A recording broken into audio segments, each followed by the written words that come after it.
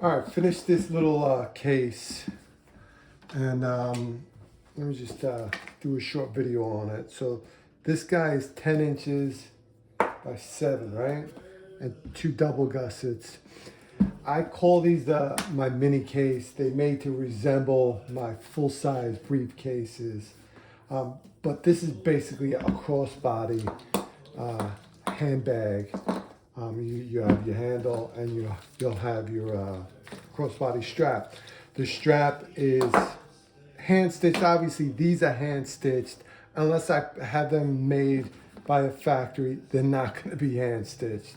They're going to be semi-mass produced. But for these samples right here, just to show what I'm doing, what I'm working with, this style, this is hand stitched. So that's why it looks like this.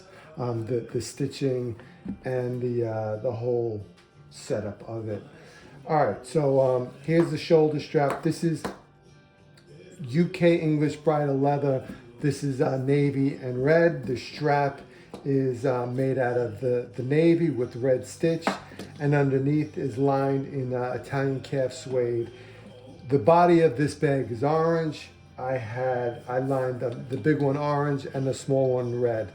I do these two different colors just to show and to see how colors work with different sorts of locks and leathers. The multicolors I think look great, the black and the red, but most of these bags that I would make is it's going to be a single color, or if it's coming from the factory, it'll be a single or probably multicolor. I'm not sure. That's I'm still working on that, getting that all set up. I'm just doing these samples and putting them out just to see how they go, just the reactions.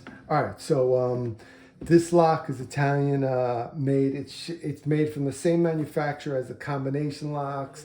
Any of the high-end locks that I put on my briefcase, it's the same manufacturer, just a different style. It's a key lock, comes with the key, and that's it. You keep it open, and once you keep it open, it opens by a push button, right? So it closes. If you lock it up, then it won't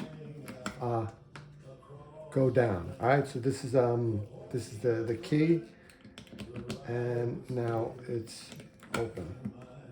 Oh, now it's closed.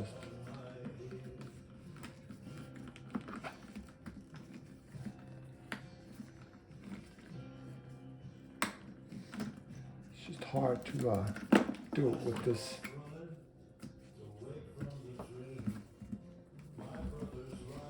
With these gloves on. All right. So it's open. All right? It's just a pain in the ass to work with these gloves on. I just don't want to put fingerprints all over this bag. All right. So you got your side rings on the gussets. I put one in the back, as you can see, and one in the front. This is a whole lot better than if the rings are either on the front or on the back gussets. This, when it's hanging, it's a whole lot sturdier when it's a crossbody. When it's hanging like this, it doesn't pivot a lot. If they're both in the back, they would pivot.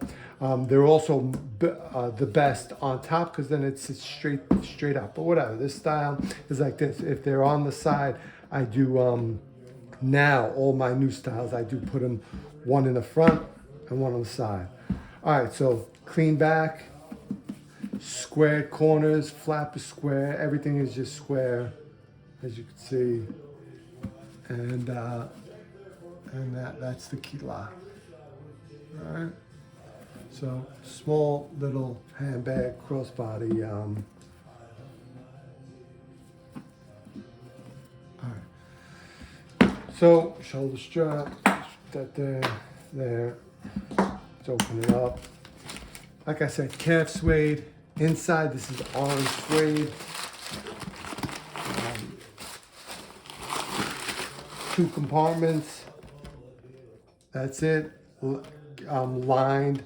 I have a mixture of the red on this sample of the red and the orange. and also there's a mix of blue stitch and red stitch. So if it's a red panel, it's going to have the blue, and if it's a blue panel, it's going to have the red. So what else? All right, so if I was to put pockets on here for my custom bags, if someone got this custom, I would put the pockets on the middle divider, and the pockets are made to customize whatever phones or whatever they have. For these samples, obviously there's no pockets, but that's how it would be. I could also put a back slip pocket where you can put something on the outside, or make something on the back, whatever. Custom is obviously custom, and it can go either way. So that's this case. It's thick English bridal leather, but it is light. It's not as light as a cardboard based bag. Yeah, it's not as light as that, but it's got some. It's not. It's not. It's not a heavy. English bridal leather. This is thick leather, and I work with the thick leather for its durability because I know it's going to last. So you're going to have some weight to it, but it's not some crazy weight that you can't hold. Especially around your crossbody, and you're putting your phone and your whatever inside. So it is what it is. I like the fact that the thick leather, especially the bridal leather, just lasts longer than the thin. If I was to thin this leather out and make it stiff like this, I'd have to put a cardboard barrier inside, and then line it with some thin suede or synthetic suede to get the weight just a little bit less weighty. But then you got a bag that just doesn't patina as well. With that cardboard lining, the patina doesn't allow the leather to breathe because it acts like a barrier inside. It's just, I've made bags like that. Mass-produced bags are like that, especially mine in the past have been like that. But that's those price points. If a bag like this is hard to make in mass production, just because it needs hand stitching. It needs this thicker stitch that a lot of sewing machines just can't handle. You have to do it by hand because the leather is so thick, and it is what it is. So when you see thick stitch like this on thick leather, it's not from a machine. It's very difficult for machines to go around these corners and to deal with stitch and thick leather like this. So if you wanted something thinner, a thinner stitch on thinner leather, that's a whole different animal from what I make, at least by hand. All right, so that's this bag. I hope I explained it enough. And that's that.